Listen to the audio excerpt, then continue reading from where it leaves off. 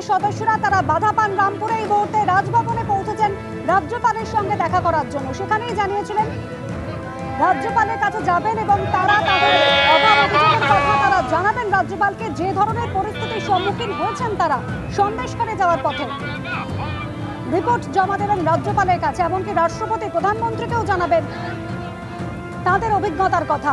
এই মুহূর্তে পৌঁছেছেন বিজেপির ফ্যাক্ট ফাইন্ডিং টিমের সদস্যরা রাজভবনে রাজ্যপালের সঙ্গে দেখা করবেন। অন্যদিকে যে ছবি দেখেছি, রামপুরে এবার আটকানো হয়েছে কংগ্রেসকে।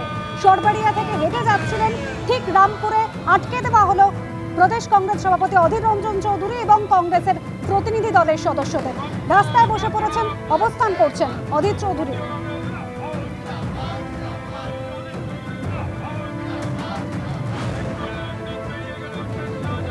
পুলিশি বাধায় ফিরতে হয় বিজেপির ফ্যাক্ট ফাইন্ডিং টিমের সদস্যদের। তখনই প্রশ্ন উঠেছিল কংগ্রেসের দল যখন রওনা হবে, যখন কংগ্রেস পৌঁছানোর চেষ্টা করবে, তাদের ঢুকতে দেওয়া হবে কিনা।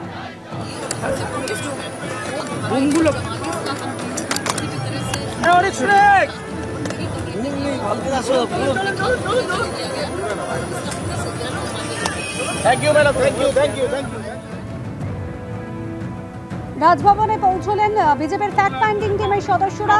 তারা যখন যাচ্ছিলেন সন্দেশখালীর উদ্দেশ্যে তখন আটকে দেওয়া হয় তাদের। বাংলার নপুংসক পুলিশ বাহিনী তোমায় জানায় ঠিক ঠিক ঠিক। এই 40 দিন পেরিয়ে গেল, শেখ শাহজাহান ও তার সাংবাদিক বাহিনী এখনো গ্রেপ্তার হলো না কেন? পুলিশ তুমি জবাব দাও। অনির্বাণ বিশ্বাস আমাদের প্রতিনিধি রয়েছেন।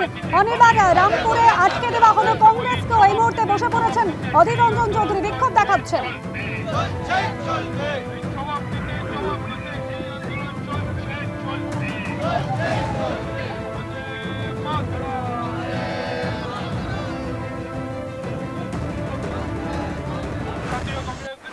সংসদে আসে আছে তাদের গাড়ি, সেগুলো প্রবেশ করছে রাজভবনে এবং রাজভবনে গিয়ে তাদেরকে জানানো হচ্ছে সন্দেশখালীতে যাওয়ার পথে আটকানো হয়েছে। সেই বিষয় নিয়ে কিন্তু তারা রাজ্যপালের কাছে অভিযোগ জানাবেন এমনটা যে তারা জানিয়েছিলেন। সেই মোতাবেক আমরা দেখলাম যে একেবারে অগ্নিমিত্রা পাল থেকে শুরু করে যে বিভিন্ন সংসদ ছিলেন প্রতিনিধি দল, তারা কিন্তু ইতিমধ্যে রাজভবন পৌঁছে গিয়েছেন এবং রাজ্যপালের সঙ্গে দেখা করে তারা কিন্তু যাবতীয় তারা কি ধরনের বাধার সম্মুখীন হয়েছিল সন্দেশখালীতে মূলত রামপুরে, সেই বাধার কথা কিন্তু তিনি রাজ্যপালকে জানাবেন। কারণ তুমি জানো যে দুজন কেন্দ্রীয় মন্ত্রী ছিল আজকের এই বিজেপির 6 সংসদের যে প্রতিনিধি দল, সেখানে সেই কেন্দ্রীয় মন্ত্রীদেরকে কিন্তু আজকে এলাকায় ঢুকতে দেওয়া হয়নি। স্বাভাবিকভাবে কিন্তু এই বিষয়টি তারা রাজ্যপালের নজরে নিয়ে আসতে চাইছেন এবং সে কারণেই তারা রামপুর থেকে সরাসরি তারা এসে পৌঁছেছেন রাজভবনে। এবং সেই সময় আমরা দেখতে পাচ্ছি যে একের পর এক সংসদের গাড়ি সেগুলো ভেতরে প্রবেশ করছে এবং সেখানে গিয়ে কিন্তু তারা রাজ্যপালের কাছে গোটা বিষয়টি যা ঘটেছে আজকে সেই অভিযোগ কিন্তু আত্মা করবেন। তুমি জানো যে বিজেপির তরফ থেকে আগেই অভিযোগ করা হচ্ছিল যে সেখানে যারা গ্রামবাসী রয়েছে, ভিডিও কলের মাধ্যমে গ্রামবাসীদের সঙ্গে তাদের কথা হয় এবং সেই গ্রামবাসী আমাকে হাত জোর করে বলে যে আপনারা গ্রামে আসুন।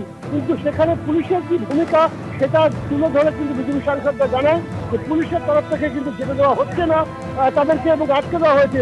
এই সমস্ত বিষয় নিয়ে তারা কিন্তু রাজভবনের দ্বারস্থ হয়েছেন এবং তারা চান যে গোটা বিষয় নিয়ে এবার হস্তক্ষেপ করুক রাজ্যপাল। এবং শুধু তাই নয়, যে ধরনের যে পুলিশ কর্মীরা ওখানে মোতায়েন ছিলেন তারা কেন্দ্রীয় মন্ত্রীদেরকে শুরু করে সাংসদদের সাথে কি ধরনের ব্যবহার করেছেন সেই বিষয়ে কিন্তু অভিযোগ জানাতে মূলত আজকে রাজভবনে পৌঁছেছেন অগ্নিমিত্রা পাল সহ এই দিল্লি থেকে আসা 6 জন সাংসদদের বিজেপির টিমটি।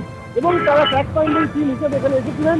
কিন্তু বিষয় হচ্ছে যেটা যে পুলিশের বাধাতে তারা কিন্তু শেষ পর্যন্ত পৌঁছতেই পারেনি সন্দেশখালীতে এবং স্বাভাবিকভাবেই তারা কিন্তু এখন রাজভবনে এসছেন। সন্দেশখালী তাদেরকে যেতে দেওয়া হলো না, এই বিষয়টি তুলে ধরতে এর আগে আমরা গতকাল দেখেছি যে বিজেপির এবং রাজ্যের গৃহ দলনেতা শুভেন্দু অধিকারীকে পুলিশ আটকে দেয়। আজকে কিন্তু বিজেপির সরকার তাদেরকেও আটকে দিয়েছে ঠিক একই রকম ভাবে এবং পুলিশের তরফে সেখানে যুক্তি করা হয়েছিল যে 144 ধারা রয়েছে ধামাখালি সহ যে 19টি জায়গায়, সেখানে কিন্তু প্রবেশ করতে দেওয়া যাবে না বিজেপি সাংসদদের। তার কারণ বিজেপি সাংসদরা যদি সেখানে যান তাহলে কিন্তু প্রচুর মানুষ ভিড় করবেন আর সেই ভিড় করার কারণে 144 ধারা লঙ্ঘন হবে। আমরা পরবর্তী সময় দেখেছি যে বিজেপির তরফ থেকে প্রস্তাব দেওয়া হয় 5 জনের বদলে 4 জন যাবে, কিন্তু তাতেও কিন্তু পুলিশ কাউকে ভেতরে প্রবেশ করতে দেয়নি। পরবর্তী সময়ে সেই সংখ্যা আরো কমিয়ে নেওয়া হয়, 2 জনে করে করা হয়, বলা হয় যে 2 জন সাংসদ তারা ভেতরে প্রবেশ করবেন।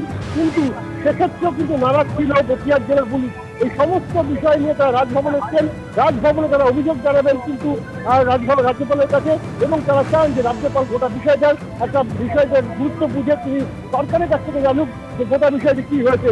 কারণ কেন্দ্রীয় মন্ত্রীকে যেভাবে বাড়ানো হয়েছে সেই অভিযোগ কিন্তু সকাল থেকে তুলছে বিজেপি নেতৃত্ব, এবং তারা বলছে যে মানুষের সঙ্গে মানুষের কথা শুনতে না দিতেই আজকে কিন্তু এইভাবে বাড়ানো হয়েছে। একেবারে অনির্বাণ বিশ্বাস আমাদের জানালেন যা ঘটেছে, কি ঘটেছে আজ সন্দেশখালী যাওয়ার পথে, সেই তথ্য জানাতে এই মুহূর্তে রাজভবনে পৌঁছেছেন বিজেপির ফ্যাক্ট ফাইন্ডিং টিমের সদস্যরা।